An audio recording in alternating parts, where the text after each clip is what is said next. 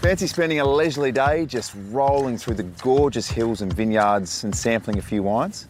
If the answer's yes, and I reckon it might be, listen up. I'm going to show you the best way to explore the Southern Vales on a cycling wine tour.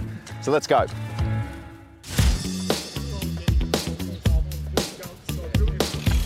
There's really nothing like the simple joy of riding a bike.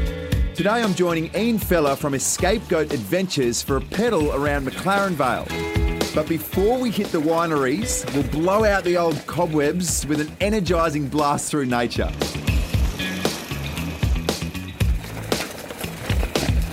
The Paringa National Park now has some new shared use trails, meaning mountain biking is now allowed in here.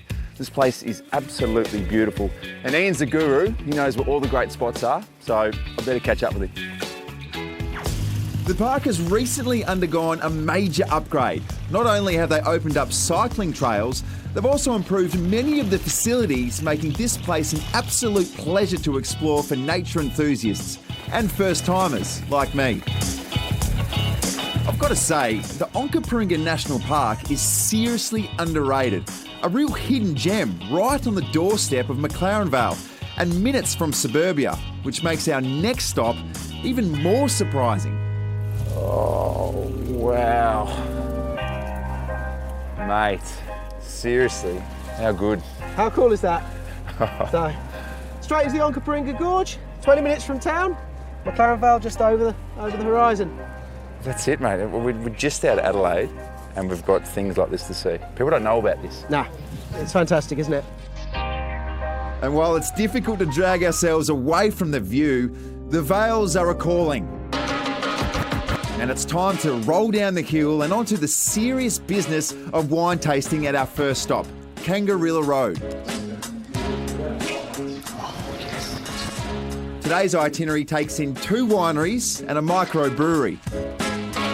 As you can probably tell, this tour is designed for those who not only like a fine drop, but also a bit of soft adventure. That said, it's time to get back on the deadly treadly as lunch awaits. Woo! And Haswell and Lightfoot is our lunch location. The winery's been around since 1988 and is known for producing premium wines that pair perfectly with food. So I have no idea about wines, but I know this one is a Cabernet, as I've been told. But most importantly, it's bloody delicious. Speaking of delicious, this is my kind of lunch. You've probably noticed most of the riding that we've done today has either been flat or downhill, and that's been deliberately done. So we try to make it as fun as possible and as accessible for all. Everyone loves the trip, particularly I think because people come to South Australia, they're already wanting to do wine tasting. They know that that's what we do well. So adding the bike element to it just makes it even better. Back in the saddle, and there's plenty of fun to be had riding around the back blocks of McLaren Vale. Just a word of advice, go easy on lunch.